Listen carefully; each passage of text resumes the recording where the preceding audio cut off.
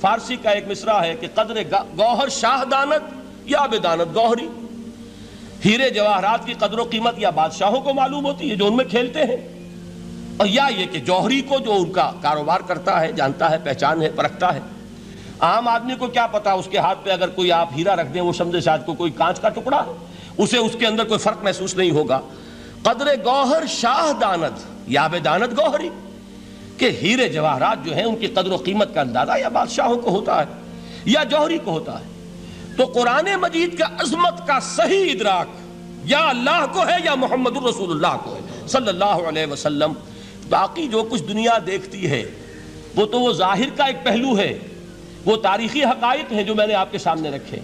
باقی قرآن مجید کی عظمت کا کوئی صحیح ادراک ہو سکتا ہے یا وہ اللہ تعالیٰ کی زبانی اور یا ہوگا محمد الرسول اللہ صلی اللہ علیہ وسلم کے فرامین کی روح سے۔ دیکھیے قرآن مجید کی عظمت یہ کلام ہے، اس کی کلام کی عظمت کا پہلا پہلو ہے متکلم کی عظمت کے اعتبار سے۔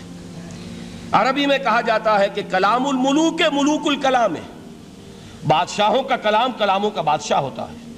بادشاہ جب گفتگو کرے گا معلوم ہوگا شاہانہ انداز ہے، ایک کوئی بھکاری گفتگو کرے گا یا کوئی کجرا گفتگو کرے گا، سبزی فروش کرے گا، کوئی مچھلی فروش کرے گا، ہر ایک کا پتہ چل جائے گا کہ کون بولا، وہ جس کو کہتے ہیں کہ تانت باجی راگ پایا۔ دو جملے کوئی شخص بولے گا پتہ چل جائے گا کتنے پانی میں ہے، اس کے علم کا، فضل کا، تہذیب کا، تمدن کا کیا معیار ہے۔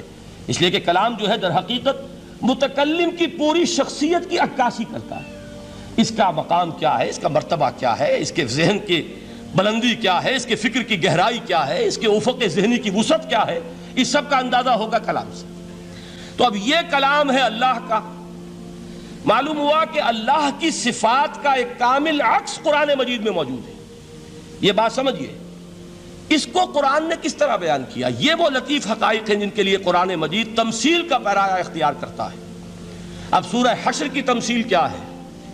لَوْ أَنزَلْنَا هَذَا الْقُرْآنَ عَلَى جَبَلٍ، اگر ہم نے اس قرآن کو کسی پہاڑ پر اتار دیا ہوتا، لَرَأَيْتَهُ خَاشِعًا مُتَصَدِّعًا مِّنْ خَشْيَةِ اللَّهِ، تم دیکھتے اس پہاڑ کو کہ اللہ کی خشیت سے دب جاتا اور پھٹ جاتا۔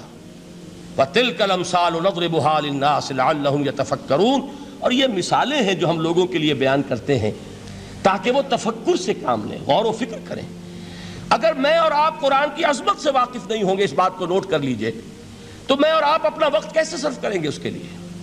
انسان کا ایٹیٹیوڈ بڑا یوٹیلیٹیرین ہے آج کے انسان کا، خاص طور پر وہ کسی ایسے ہی کام کے لیے وقت لگائے گا جس میں اس کے لیے فائدہ ہو، اور اس فائدے کی چیز اگر نہیں ہے تو اس کی طرف متوجہ نہیں ہوگا۔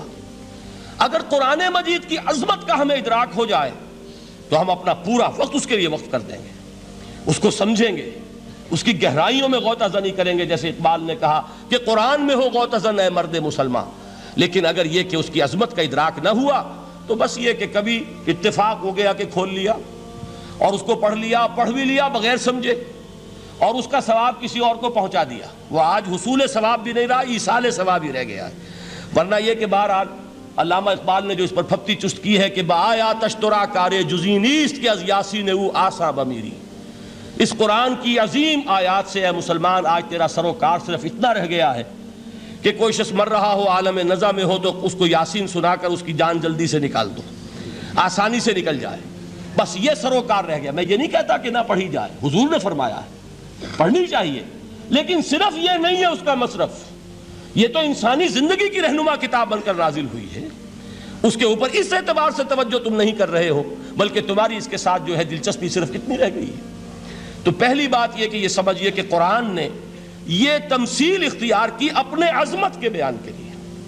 اگر ہم نے اس قرآن کو پہاڑ پر اتار دیا ہوتا تو تم دیکھتے کہ وہ پھٹ جاتا اور دب جاتا۔ اب اس کو سمجھیے، القرآن یفسر بعضہ بعضا، قرآن کا ایک حصہ دوسرے حصے کی تفسیر کرتا ہے۔ سورہ اعراف میں واقع آیا ہے کہ حضرت موسیٰ علیہ السلام کا آپ کو معلوم ہے کہ کوہ طور پر اللہ تعالیٰ سے ہم کلامی کا شرف حاصل کرتے تھے، گفتگو ہو رہی ہے لیکن اللہ نظر نہیں آ رہا۔ اب اس کو اپنے اوپر طاری کیجئے کہ صاف سامنے آتے بھی نہیں، صاف چھپتے بھی نہیں۔ یہ جو صورتحال تھی کہ اگر کسی کی آپ آواز سن رہے ہیں، کلام سن رہے ہیں، سامنے نہیں آ رہا، تو آپ کے دل میں خواہش پیدا ہوگی کہ ذرا سا یہ پردہ بھی اٹھا دیا جائے، مجھے دیدار بھی حاصل ہو جائے۔